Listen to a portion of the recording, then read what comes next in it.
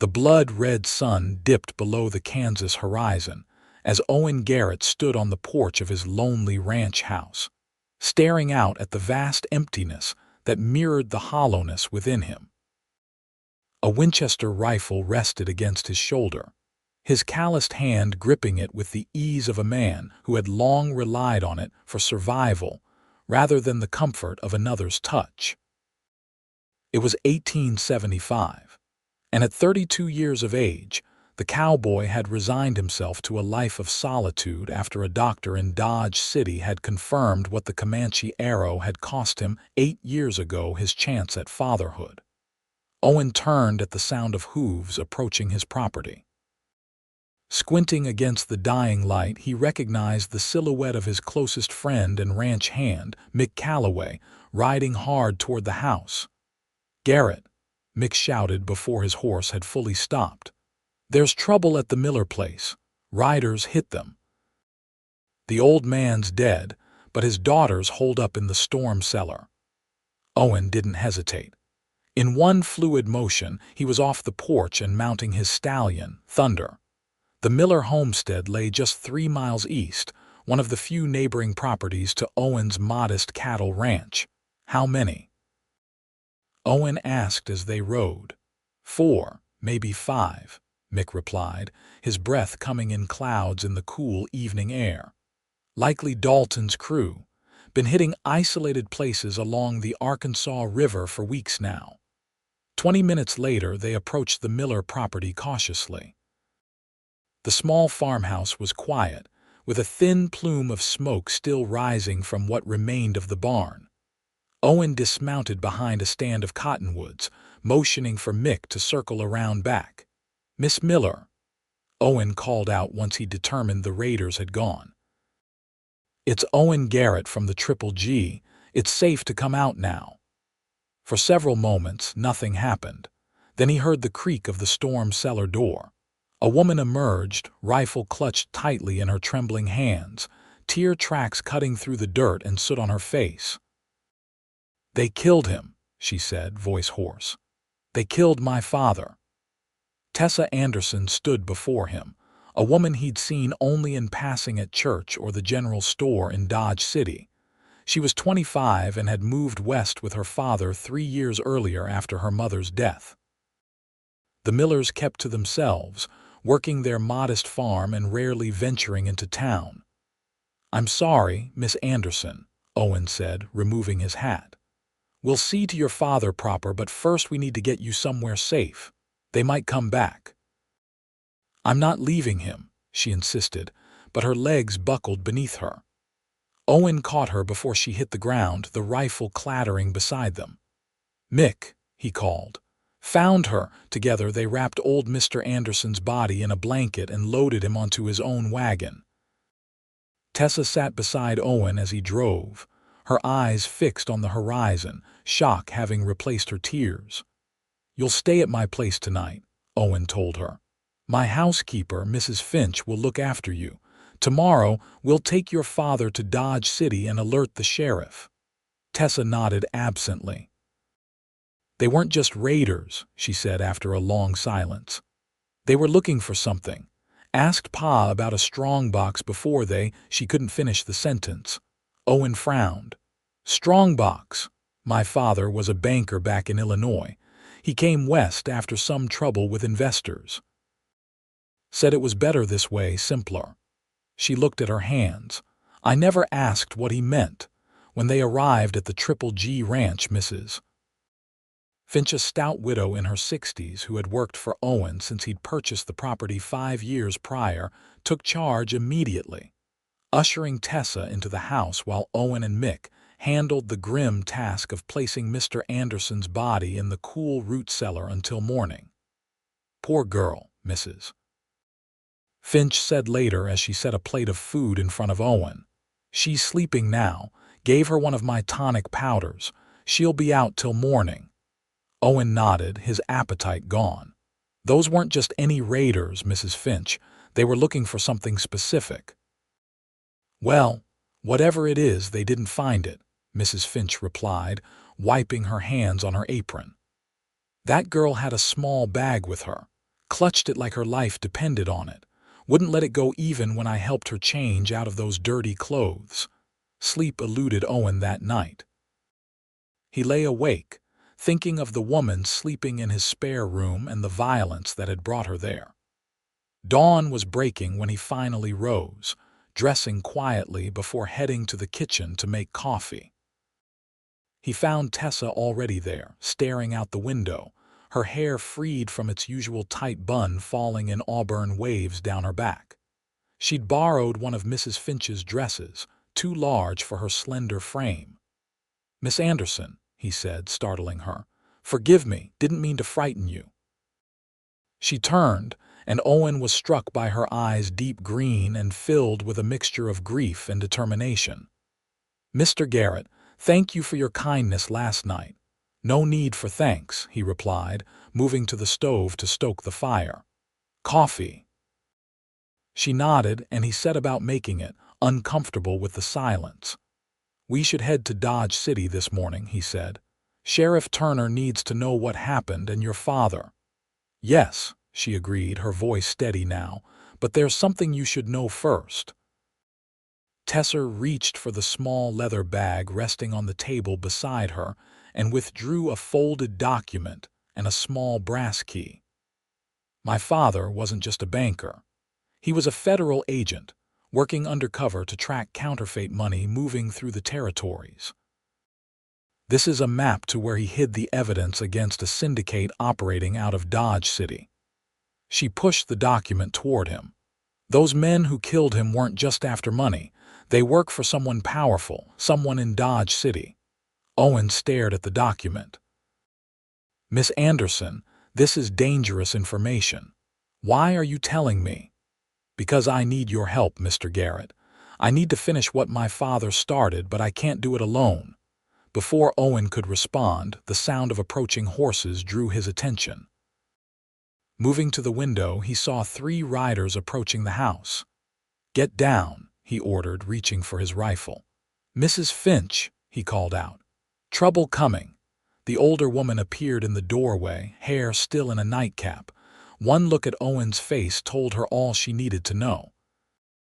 "Take Miss Anderson to the root cellar," he instructed. "Stay there until I come for you." Tessa resisted. "No, I won't hide again." "This isn't a debate," Owen said firmly. "Those men are killers. You want to finish your father's work. You need to stay alive to do it." Something in his tone must have convinced her, for she allowed Mrs. Finch to lead her away, clutching her bag of secrets. Owen stepped onto the porch as the riders approached. He recognized the leader immediately, Jake Dalton, a notorious troublemaker known for working as hired muscle for various interests in the county. "Garrett," Dalton called, stopping his horse at a respectful distance from where Owen stood, rifle in hand. "Hear you had some excitement last night." "Nothing that concerns you, Dalton." Dalton smiled, revealing a gold tooth. "Now that's where you're wrong. I'm looking for a girl, Miller's daughter. Word is she might have come this way." "Don't know what you're talking about," Owen replied evenly. "Now I suggest you and your boys turn around. My land isn't open to visitors." Dalton's smile faded. "Don't play dumb, Garrett. We know she's here. She has something that belongs to my employer." "And who might that be?" "None of your concern. Just send her out and we'll be on our way. No need for more trouble." Owen raised his rifle slightly. "The only trouble I see is trespassing on my property. Count of 3, you're gone, or I start shooting." Dalton's hand moved to his holster, but he stopped when Mick emerged from the barn, shotgun aimed at the riders. 3 against 2, Dalton observed. "Not good odds for you, Garrett. You'd be surprised," Owen replied. 1, Dalton's eyes narrowed. 2. The tension hung in the air like the morning mist. "Thr, all right," Dalton conceded, raising his hands. "We're leaving, but this isn't over, Garrett. That girl's got something valuable and my boss wants it. You'd be smart to stay out of it." Owen kept his rifle trained on them as they backed their horses away. Only when they were out of sight did he lower the weapon. "They'll be back," Mick said, approaching the porch. I know, Owen agreed. And in greater numbers. We need to get to Dodge City now. Alert Sheriff Turner. They moved quickly after that. Mr. Anderson's body was loaded onto the wagon. Tessa insisted on riding alongside Owen rather than staying in the back with her father's remains. Mrs. Finch supplied them with food for the journey, her worried eyes following them as they departed. You didn't have to do this, Tessa said once they were well away from the ranch, Mick riding ahead as a scout. You don't even know me. Owen kept his eyes on the trail. Out here, we look after our neighbors. It's how we survive. Is that all? She asked. Neighborly duty, he glanced at her then, struck again by those green eyes. Would it matter if it was? Yes, she said simply. Because what I'm asking goes beyond being a good neighbor. The men who killed my father work for someone in Dodge City, someone with power and influence. Once they realize I have the evidence my father collected, they'll stop at nothing to silence me too. Who? Owen asked. Who are they working for? Tessa hesitated. My father suspected it was Judge Emmett Coleman. Owen nearly pulled the wagon to a halt. Judge Coleman, he's the most respected man in Ford County. Half the businesses in Dodge City answer to him in some way. That's what makes him so dangerous, Tessa replied. And why my father's investigation was so secret. The judge has been using his position to facilitate a counterfeiting operation that spans 3 territories. The evidence in that strongbox could put him away for life. Owen absorbed this information, his mind racing.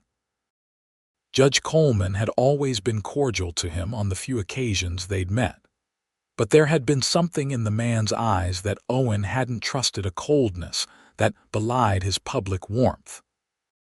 We can't just ride into Dodge City and accuse the most powerful man in the county of being a criminal, he said finally.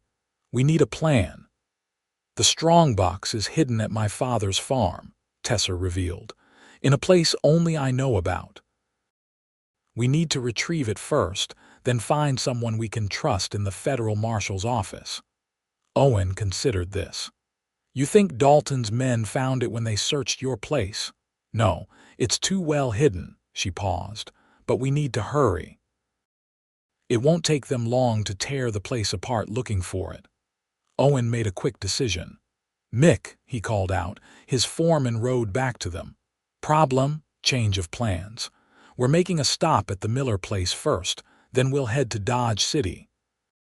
The sun was high overhead when they approached the Anderson farm. Owen insisted they approach cautiously, circling the property to ensure it was deserted before bringing the wagon in. The farm was eerily quiet. The house had been ransacked, furniture overturned, floorboards pried up in the search for hidden valuables. They've been thorough, Mick observed, stepping carefully through the debris. Tessa surveyed the destruction with a detached expression. It doesn't matter. They didn't find what they were looking for. She led them outside, past the burned remains of the barn to a small apple orchard that had been her father's pride. In the center stood an old tree, its trunk gnarled and twisted with age. My father said this tree was here when the first settlers came through, she explained, running her hand along the bark. It survived drought, fire, and storm. He said it was like him, scarred but enduring. Owen watched as she located a specific knot in the wood and pressed it. To his amazement, a section of the trunk shifted, revealing a hollow space within. Tessa reached in and withdrew a metal strongbox. He made this hiding place the first month we arrived, she said, her voice soft with memory. Said some things were too important to keep in plain sight. Using the small brass key from her bag, she opened the box. Inside were stacks of documents, including ledgers, correspondence, and what appeared to be printing plates for currency. This is everything, she said, relief evident in her voice. All of my father's evidence against the counterfeiting ring. Owen examined one of the documents. These are signed by Coleman himself. Bank transfers, property deeds used to launder the money. My father was thorough, Tessa said with a hint of pride. He spent years building this case. We need to get this to the federal authorities immediately, Owen decided. But not in Dodge City. We can't trust anyone there until we know who's on Coleman's payroll. There's a federal marshal in Wichita, Mick suggested. Man by the name of Dawson, reputation for being incorruptible. Wichita's 3 days' ride, Owen pointed out. Coleman's men will be looking for us. We don't have a choice, Tessa insisted. My father died for this evidence. I won't let it be for nothing. Owen nodded, his respect for her growing. All right, we'll head north away from Dodge City. But first, we need to lay your father to rest. They buried John Anderson beneath the apple tree, marking the grave with a simple wooden cross. Tessa stood silently as Owen recited what he could remember of the burial service, her tears falling freely now. As they prepared to depart, Owen noticed riders on the horizon. We've got company, he warned. At least 6 of them. Dalton, Tessa breathed, clutching the strongbox to her chest. Too late to outrun them, Mick said grimly, checking his shotgun. And we're outnumbered. Owen thought quickly. Tessa, take the strongbox and the evidence. There's a creek that runs behind the orchard. Follow it north for about a mile and you'll find a lined shack that belongs to the Triple G. Wait for us there. I won't leave you to face them alone, she protested. You have to, Owen insisted. That evidence is what they want. If they get it, your father died for nothing. She hesitated, then nodded. Be careful, she said, touching his arm briefly before slipping away toward the creek. Owen and Mick positioned themselves behind the wagon, weapons ready. The riders approached slowly, clearly wary of an ambush. Garrett, Dalton called out when they were within earshot. We know you're here. Hand over the girl and whatever she took from her pa and we'll let you walk away. You're trespassing on private property, Dalton, Owen shouted back. Turn around now, Dalton's laugh carried across the distance.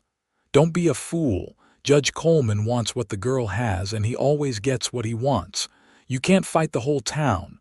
Owen exchanged a glance with Mick, so Tessa was right about Coleman. Last chance, Garrett. In response, Owen fired a warning shot that kicked up dust near the lead horse's hooves. The animal reared in panic, nearly unseating its rider. The peaceful afternoon erupted into violence. Dalton's men spread out, firing as they advanced toward the farm buildings. Owen and Mick returned fire, using the wagon for cover. We can't hold them off forever, Mick shouted over the gunfire. We need to retreat while we can, Owen nodded. On my signal, make for the creek. We'll follow Tessa's route. A bullet splintered the wood beside Owen's head.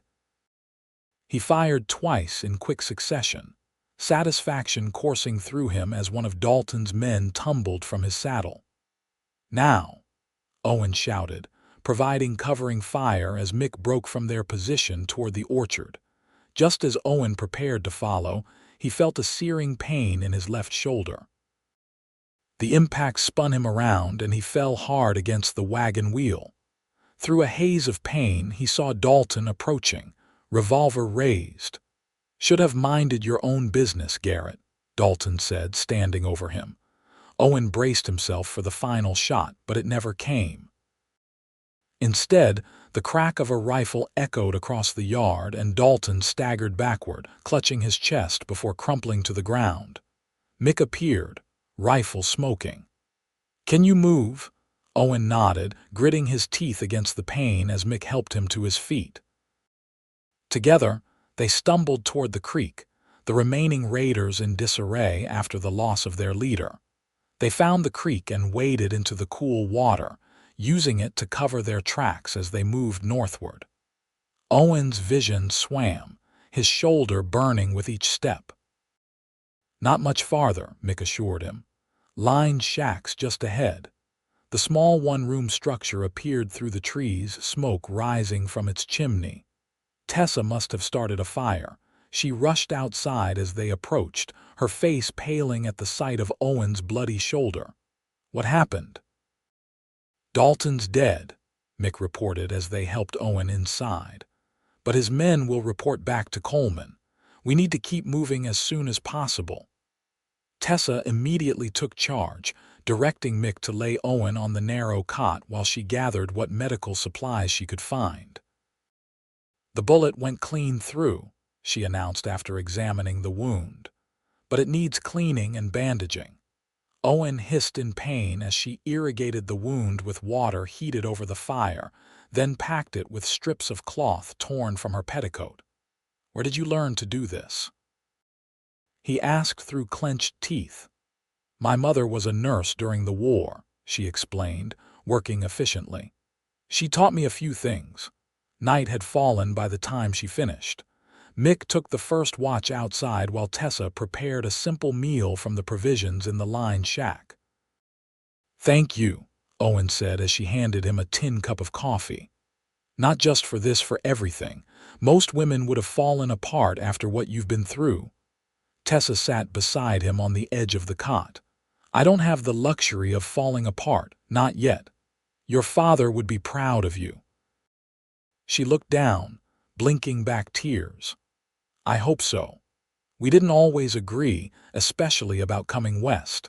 I was angry with him for uprooting our lives after Mother died.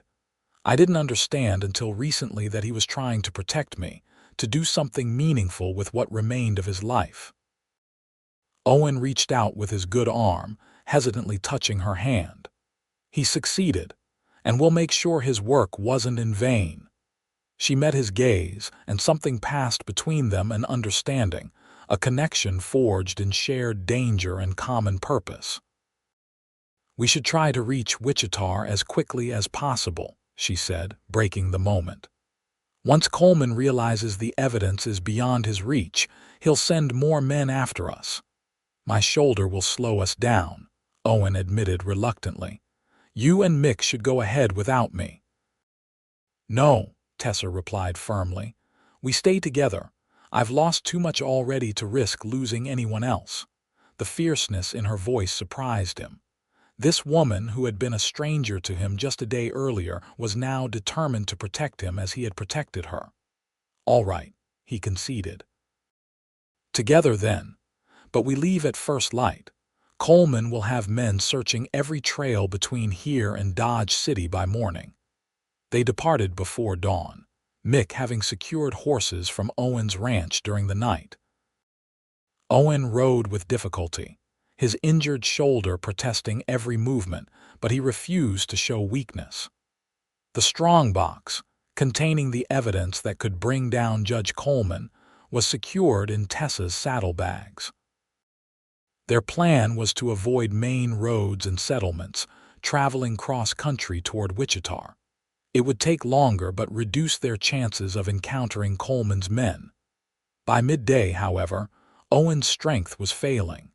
Fever had set in, his face flushed despite the cool autumn air. Tessa noticed immediately. We need to stop, she insisted when they paused to water the horses at a small stream. Your wound is infected.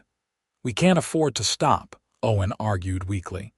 Coleman's men won't matter if you're dead, she interrupted.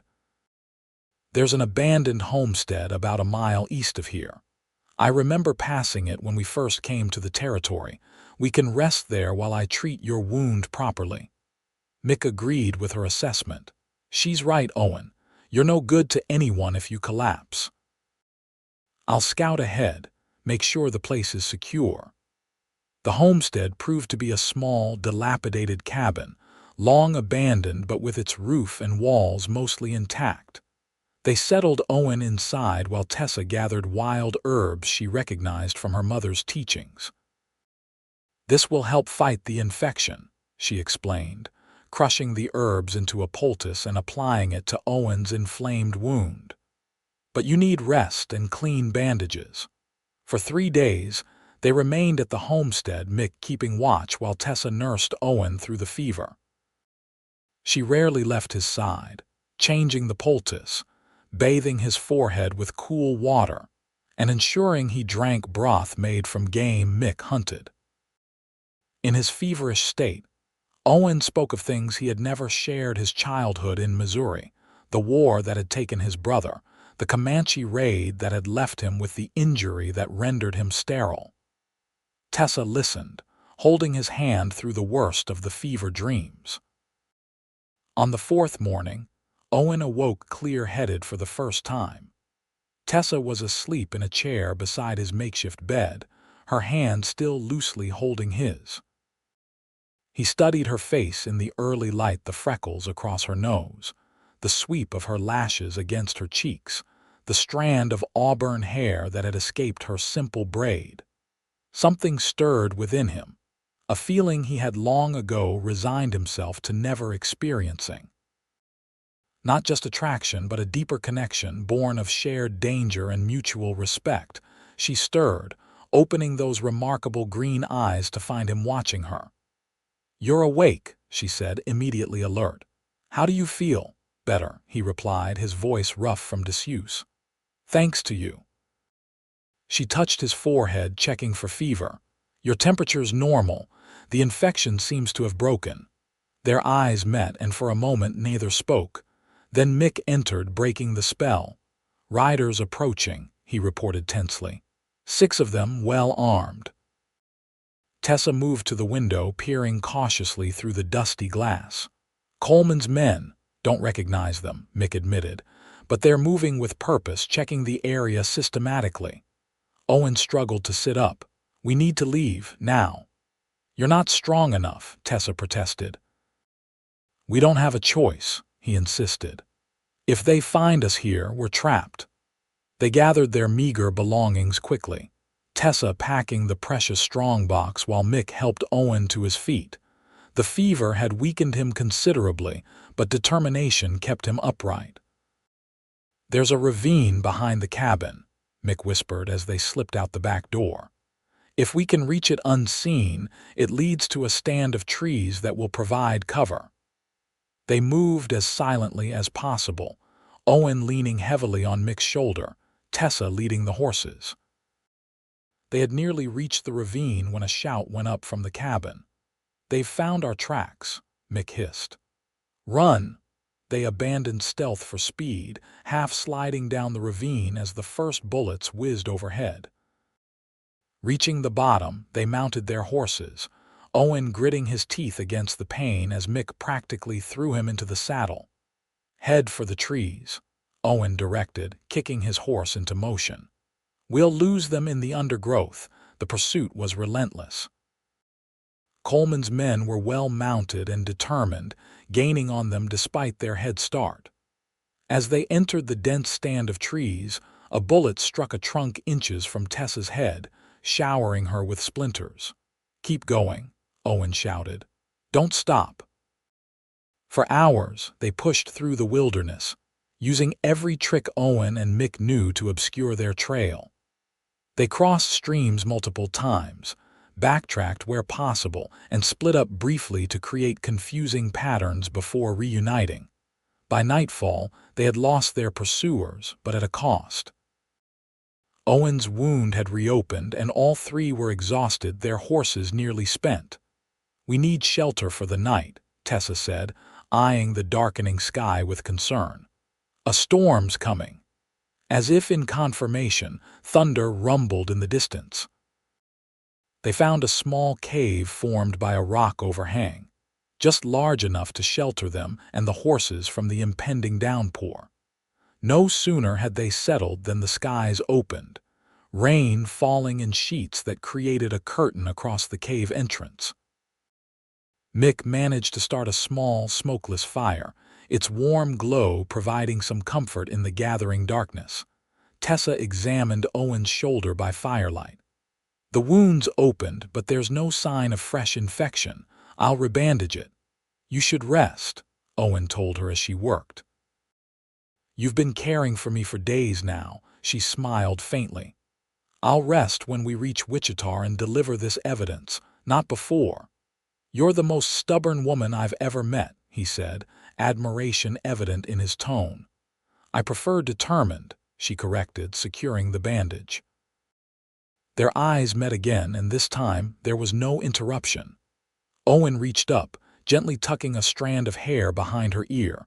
She leaned into his touch, her eyes closing briefly. I never thought I'd feel this way again, Owen admitted softly. After my injury, I closed that part of myself off. What was the point of caring for someone when I couldn't give them a family? Tessa covered his hand with hers. There's more to life than what we can or cannot give others. There's what we share, what we build together. And what are we building, Tessa Anderson? She leaned forward, her lips brushing his in a gentle, questioning kiss. Something worth fighting for, I think. The storm raged outside, but within the small cave, a different kind of energy sparked between them. Owen pulled her closer, deepening the kiss, his good arm encircling her waist. She responded eagerly, her hands framing his face as years of loneliness and restraint melted away in the warmth of newfound connection. Mick discreetly moved to the cave entrance, ostensibly to check on the horses, giving them a moment of privacy. When they finally parted, both breathless, Owen rested his forehead against hers. I haven't courted a woman in over a decade, he confessed. I'm out of practice. Tessa laughed softly. I'd say you're doing just fine, Mr. Garrett. Morning brought clear skies and renewed determination. Owen's strength was returning, and they set out with fresh hope, Wichita now less than a day's ride away. They encountered no further pursuit, which Owen found both relieving and concerning. Coleman's not the type to give up easily, he remarked as they rode. He must have something else planned. Or perhaps he thinks we've fled the territory altogether, Tessa suggested. Either way, we can't lower our guard until the evidence is safely delivered. They reached Wichita by late afternoon, the town's bustle a stark contrast to the isolated wilderness they traversed. Federal Marshal James Dawson received them in his office, his weathered face grave as Tessa explained her father's investigation and presented the evidence from the strongbox. John Anderson was a good man, Dawson said after examining the documents. We worked together years ago in Illinois. I suspected he might have been working undercover, but he never confirmed it. Can you help us bring Coleman to justice? Tessa asked. Dawson nodded firmly. This evidence is compelling. Bank records, witness statements, even the printing plates themselves. Coleman won't escape this. But I'll need your testimony as well, Miss Anderson, and yours too, Mr. Garrett, about the attack on the Anderson farm. Whatever you need, Owen agreed. But Coleman has influence throughout Ford County. His men will keep searching for us. I understand your concern, Dawson replied. That's why I'm placing you both under federal protection, until we can organize a proper raid on Coleman's operation. I have a safe house on the outskirts of town where you'll stay with 2 of my deputies. The safe house proved to be a comfortable farmhouse, secluded enough for privacy, but close enough to town for quick communication. Marshal Dawson's deputies' brothers, named Frank and Henry Wilson, were experienced lawmen who took their protective duties seriously. For the first time in days, Owen and Tessa could relax, knowing they were under protection while the wheels of justice began turning against Judge Coleman. Mick decided to return to the Triple G Ranch to ensure the property was secure and inform Mrs. Finch of their situation. Don't worry about the ranch, he assured Owen before departing. I'll keep things running until you return. Alone together that evening, after the Wilson brothers had retired to keep watch from the barn, Owen and Tessa sat before the fireplace, the comfortable silence between them filled with unspoken possibilities. What happens after this is over? Owen finally asked. Will you return to Illinois? Tessa considered the question. There's nothing for me there anymore. My mother is gone, and now my father too, My home is here in Kansas, whatever remains of it. The farm, Owen inquired gently. It holds too many painful memories now, she admitted, but I'm not sure where else to go. Owen took her hand, his thumb tracing patterns on her palm. You could come to the Triple G, not as a guest this time, but... He hesitated, suddenly uncertain. But, she prompted, her eyes searching his. As whatever you want to be, he finished. A neighbor, a friend, or... He couldn't bring himself to voice the deepest wish of his heart. Tessa moved closer, her hand coming up to rest against his cheek. What if I want to be more than a friend, Owen Garrett? You deserve someone who can give you everything, he said, the old pain evident in his eyes. Children, a complete family, things I can't provide. Is that what you think I want? She asked softly. A man defined by what he can or cannot give me. I want you, Owen. The man who risked his life to protect a woman he barely knew, who fought through fever and pain to ensure justice for my father. The rest is just life, and we'll face it together. Before he could respond, the sound of breaking glass shattered the moment. One of the Wilson brothers shouted a warning, followed immediately by gunfire. Get down, Owen ordered, pushing Tessa to the floor as bullets splintered the window frame above them. Coleman's men, she gasped, crawling toward the back of the house. They found us. Owen retrieved his rifle from beside the door. Get to the root cellar, he directed. There's an outside entrance behind the woodpile. I'll hold them off. Not without you, she insisted, gripping his arm. The door burst open and Deputy Frank Wilson stumbled in, blood seeping from a wound in his side. At least 10 of them, he reported grimly. Henry's down. They've surrounded the house. Owen made a split-second decision. The root cellar, both of you. There's no winning this fight. He provided covering fire as Tessa and the wounded deputy made for the cellar entrance. Just as they reached safety, Owen felt a bullet graze his temple. He staggered, momentarily disoriented before a second shot caught him in the leg. He fell hard, his rifle skittering away across the floorboards. Through the haze of pain, he saw a familiar figure enter the house, not one of Dalton's common thugs, but Judge Emmett Coleman himself, flanked by armed men. Mr. Garrett, Coleman said with cold formality, you've caused me considerable inconvenience. Owen struggled to remain conscious. It's over, Coleman. Marshal Dawson has the evidence. Perhaps, Coleman conceded, but without witnesses, evidence can be misinterpreted. Now, where is Miss Anderson? Gone, Owen lied. Marshal Dawson took her to Fort Leavenworth for protection. Coleman studied him, his aristocratic features betraying nothing. I don't believe you, Mr. Garrett. Search the house, he ordered his men. Find the woman. As the men spread out, Coleman approached Owen, drawing a small derringer from his vest pocket. I truly regret this, Mr. Garrett. I've always considered you one of the more respectable ranchers in the county.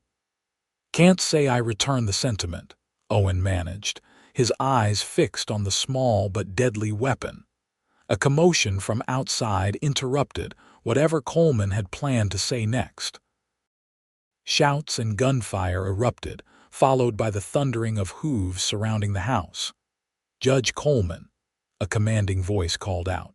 This is Marshal Dawson. The house is surrounded by federal officers. Surrender your weapons and come out with your hands raised. Coleman's face contorted with fury. He turned toward the door, then back to Owen, indecision clear in his eyes. For a terrible moment, Owen thought the judge would shoot him out of spite before surrendering. Instead, the root cellar door burst open and Tessa emerged, Deputy Wilson's revolver in her hands. Drop it, Judge, she ordered, her voice steady despite the fear evident in her eyes. Coleman hesitated, the derringer still pointed at Owen. You won't shoot me, Miss Anderson. You don't have it in you. Try me, she replied, cocking the hammer. You killed my father. You won't take anyone else I love. Something in her tone, perhaps the certainty or the declaration of love, made Coleman reconsider. Slowly, he lowered the derringer. "A wise decision," Marshal Dawson said from the doorway, his own weapon trained on the judge. "Emmett Coleman, you're under arrest for counterfeiting, conspiracy, murder, and a host of other charges I'll enjoy reading to you formally." As federal officers swarmed the house, disarming Coleman's men and securing the judge himself, Tessa rushed to Owen's side, pressing a cloth to his bleeding leg wound. "Stubborn man," she scolded, tears tracking down her face. "You were supposed to follow us to safety." "Couldn't let them find you," he replied weakly, reaching up to touch her cheek. "Did you mean what you said about loving me?" Her eyes softened. "Every word." Marshal Dawson knelt beside them. "Medical wagon's on its way, Garrett. Hold tight." 2 weeks later, Owen sat on the porch of the Triple G ranch, his injured leg propped on a stool, watching as Tessa directed the placement of her belongings in the wagon that would transport them to the small, whitewashed church in Dodge City. "You sure about this, Mrs.?" Finch asked, bringing him a cup of coffee. "Marriage is a big step, especially after knowing someone such a short time." Owen smiled, his eyes never leaving Tessa as she laughed at something Mick said. "Some things you just know, Mrs. Finch. When it's right, it's right." The housekeeper harumphed, but there was affection in the sound. "Well, she's a good woman, strong, and God knows you could use someone to keep you in line." "That she does," Owen agreed. "Though I worry sometimes about what I can't give her." Mrs. Finch's expression softened. "There's more than one way to make a family, Owen Garrett. That girl loves you for who you are, not what you can or can't do." The ceremony took place the following day, the small church filled with well-wishers from surrounding farms and ranches. News of Coleman's arrest, and the role Owen and Tessa had played in bringing him to justice, had spread quickly, earning them the respect and gratitude of the community. Marshal Dawson attended, presenting them with a letter of commendation from the federal government for their assistance in breaking up the counterfeiting ring. Judge Coleman and his associates awaited trial in Topeka, their operation dismantled, and their influence broken. As Owen stood before the altar, watching Tessa walk toward him in a simple white dress adorned with wildflowers, he felt a peace he had never expected to find again. The wound that had taken his ability to father children had been a source of shame and isolation for years, but now, with this remarkable woman choosing to share his life, it seemed less defining, less important. "I, Owen, take thee, Tessa." The traditional vows felt inadequate to express what she meant to him, how she had awakened parts of him he thought long dead. But the tears in her eyes as she repeated her own vows told him she understood without words. Their first months of marriage passed in contented industry. The Triple G prospered under their joint stewardship, with Tessa introducing innovations from her father's farming techniques that improved the ranch's productivity. They restored the Miller farm as well, hiring a young couple to work the land as tenant farmers rather than selling the property outright. In February, an unexpected letter arrived from Illinois, a former colleague of John Anderson's who had heard of his death and wished to express condolences to his daughter. Enclosed was information about a trust fund Anderson had established years earlier, ensuring Tessa would be well provided for should anything happen to him. "He never told me," Tessa said, wonderment in her voice as she read the details. "All those years of frugal living, and he was setting this aside for me." "Your father was a man who planned for every contingency," Owen observed, holding her close as they sat before the fire in their cozy parlor. "What will you do with it?" Tessa was quiet for a long moment. "I've been thinking about the orphans from the Indian Wars. So many children left without families," shuttled between missions and government schools, losing their heritage along with their parents. Owen nodded, understanding immediately where her thoughts were leading. You want to provide them a home. Not just any home, she clarified. A real home with people who care for them as individuals, not just charges of the state. We have the land, the resources. We could build something meaningful, Owen. The idea took root quickly. By spring, construction had begun on a separate building near the main house, a comfortable, home-like structure designed to house orphaned children under the care of the Garretts, and a small staff of teachers and caregivers. In May, the first children arrived, 3 siblings whose Cheyenne mother had died of fever and whose white father had been killed in a mining accident.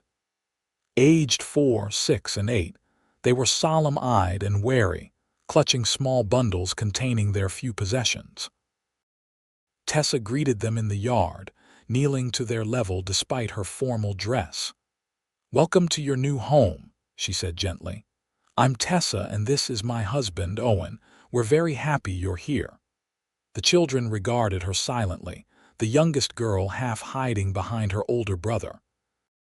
Owen hung back, uncertain how to interact with these small, wounded beings. His experience with children was limited, his natural reserve heightened by the knowledge of his inability to father his own.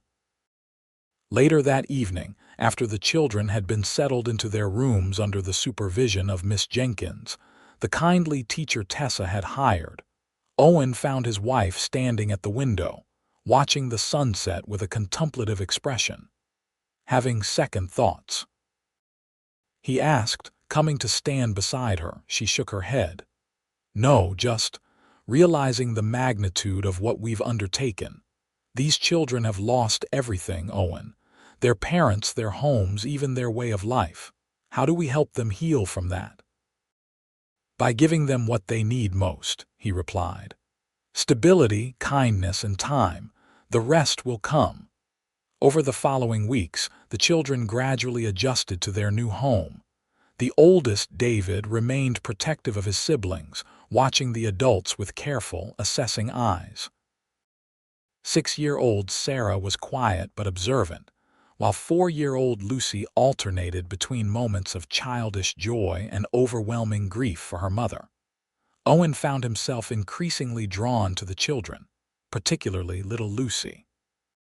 He would find her following him around the ranch, watching solemnly as he tended to the horses or repaired fencing. At first, he was awkward, unsure how to respond to her silent presence.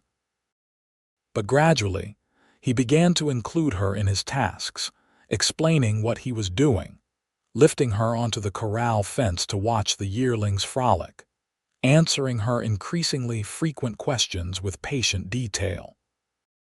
One evening in late June, Owen was returning from the barn when he heard crying coming from the children's building.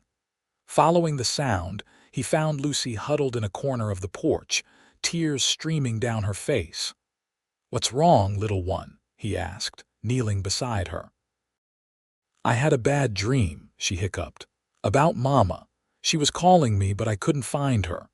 Owen hesitated, then gathered the small child into his arms.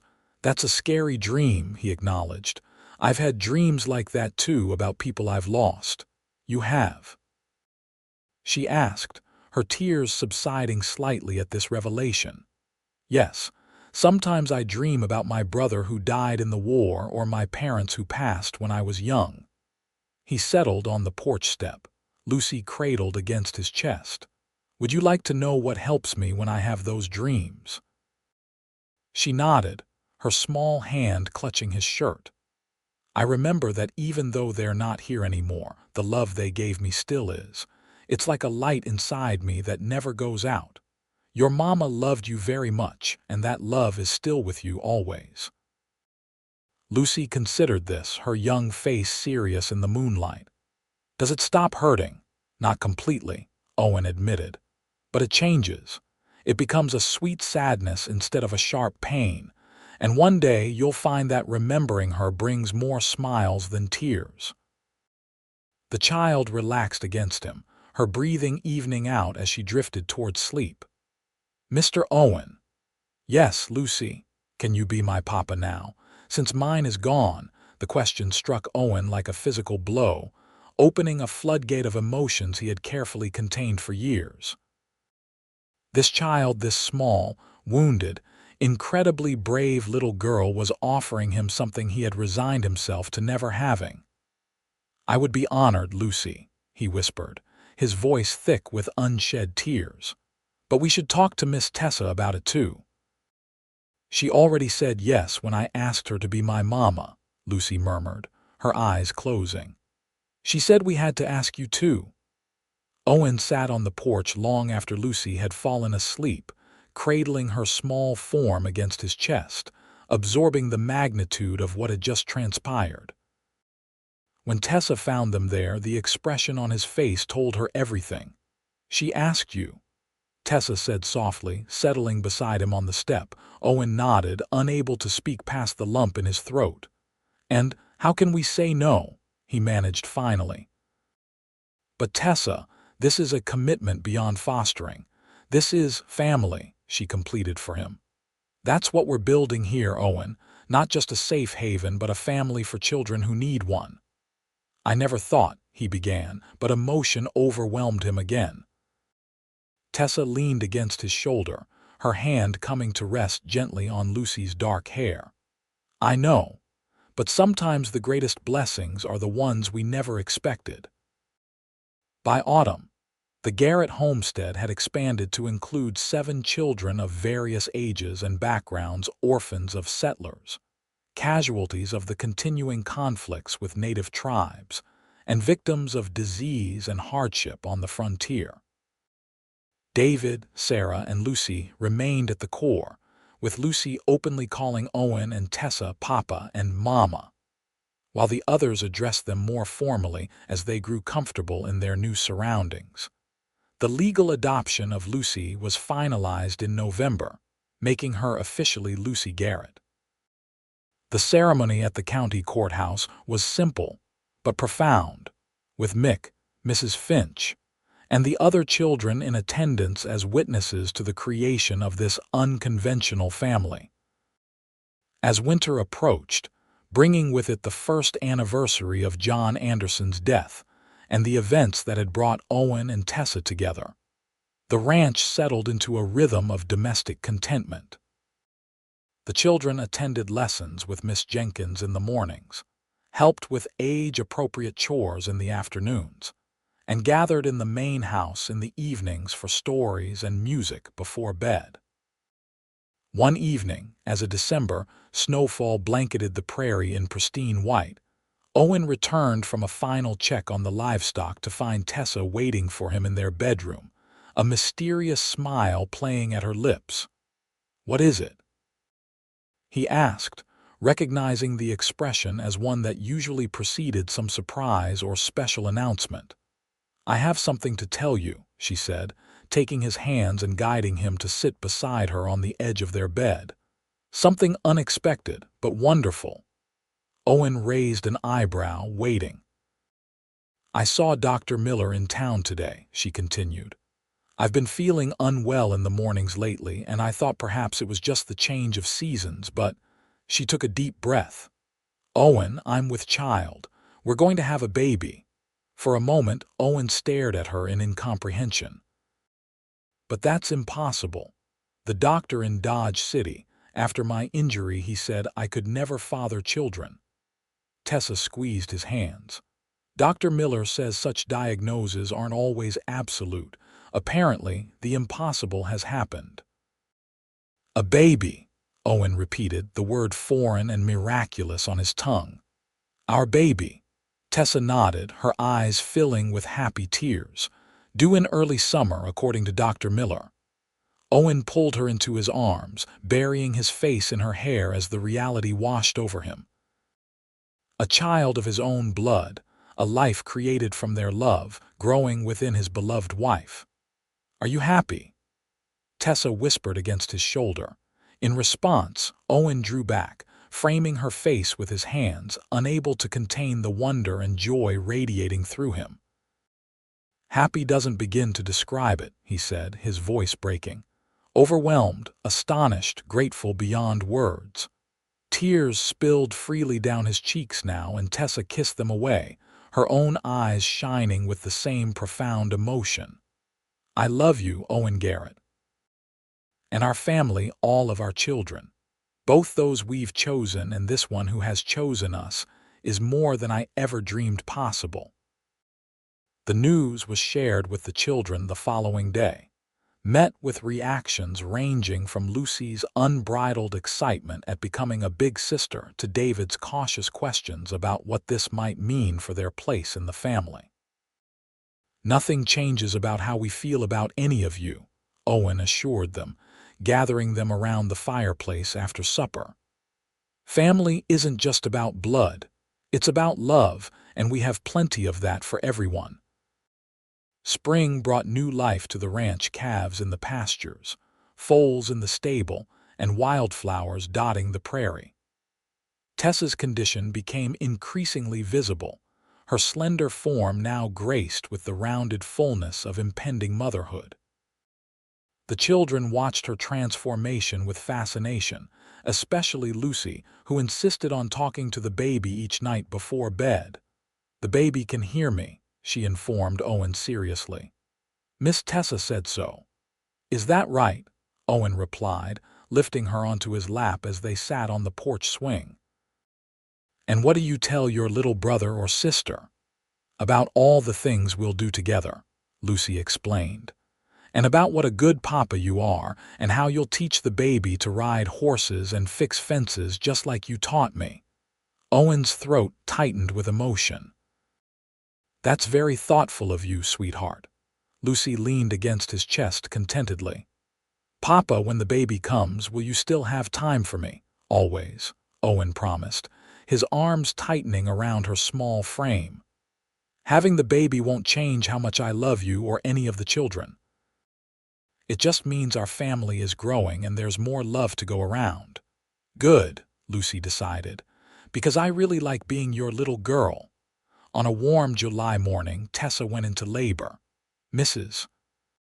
Finch took charge of the household, sending Mick for the doctor and organizing the children to keep them occupied and away from the birthing room. Owen remained by Tessa's side throughout the long, arduous process, his admiration for her strength growing with each passing hour. As sunset painted the sky in shades of gold and crimson, their son entered the world with a lusty cry that seemed to proclaim his determination to make his presence known. Dr. Miller placed the swaddled infant in Tessa's arms, his weathered face creased in a rare smile. "A fine, healthy boy," he announced. "Congratulations to you both." Owen stared in wonder at the tiny, perfect face of his son. The child had his dark hair and Tessa's green eyes, a physical manifestation of their love that he had never dared to hope for. "Would you like to hold him?" Tessa asked, her voice tired but radiant with joy. With trembling hands, Owen accepted the precious bundle, cradling his son with a mixture of awe and terror. The baby regarded him solemnly, tiny fists waving as if in greeting. "Hello, John," Owen whispered, using the name they had agreed upon to honor Tessa's father. "Welcome to the world." When Dr. Miller had departed, and Tessa had been made comfortable, the children were allowed to enter in small groups to meet their new brother. Lucy approached the cradle with reverent steps, her eyes wide as she peered at the sleeping infant. "He's so little," she whispered. "You were that small once too," Owen told her, lifting her up for a better view. "Did you cry when I was born?" she asked innocently. Owen exchanged a glance with Tessa, both understanding the deeper meaning behind the child's question. "I wasn't there when you were born, sweetheart," he explained gently. "But I'm crying now because I'm so happy that you and John are both part of our family." And indeed, as he spoke, Tears traced unashamed down his weather-roughened cheeks, tears of gratitude for the miraculous family that had formed around him against all odds and expectations. Here in this room were the children he had thought he would never have, 7 by choice and 1 by blood, each precious beyond measure. Tessa reached for his hand, her own eyes bright with emotion. "Look what we've built together," she said softly.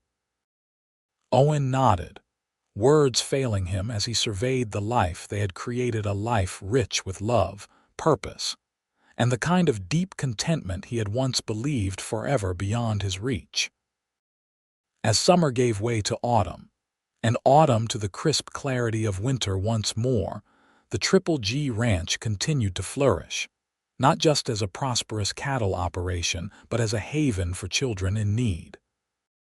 Word of the Garrett's unusual family spread throughout the county and beyond, bringing occasional new additions to their growing household.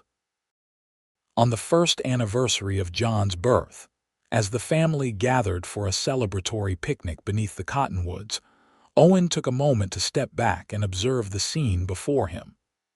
Tessa sat on a blanket, their son toddling around her on sturdy legs, reaching for the colorful paper decorations Mrs. Finch had hung from the lower branches. The older children played a spirited game of tag, their laughter carrying across the summer-warmed prairie. Mick supervised the younger ones as they attempted to fly a kite in the gentle breeze. Tessa looked up, catching his gaze, and smiled the smile that had first captured his heart during those dangerous, transformative days a year and a half earlier. She rose, lifting John onto her hip, and made her way to Owen's side.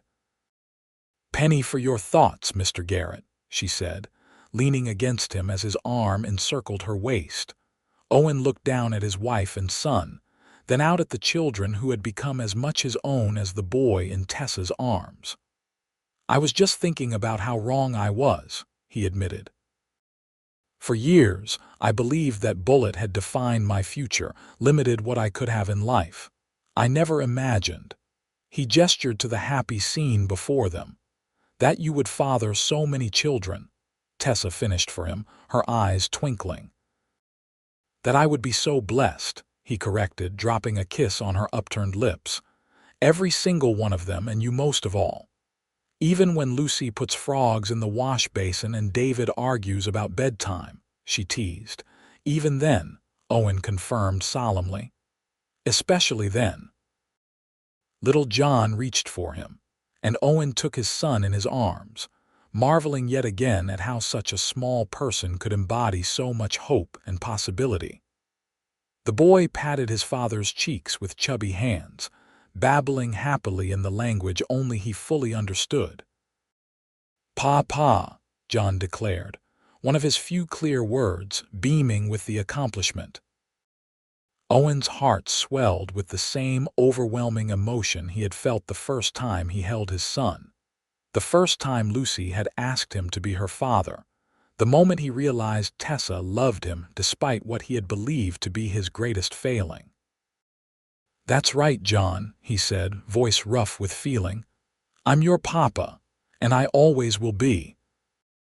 As the sun began its descent toward the horizon, casting long shadows across the land that had witnessed their unlikely journey from strangers to family, Owen Garrett held his son close and watched his children play, secure in the knowledge that sometimes life's deepest wounds lead to its greatest blessings if only we have the courage to keep our hearts open to possibilities beyond our imagining. And in the gentle Kansas twilight, surrounded by the family he had never dared to dream of having, the cowboy who once thought himself forever incomplete found that he was, at last, truly whole.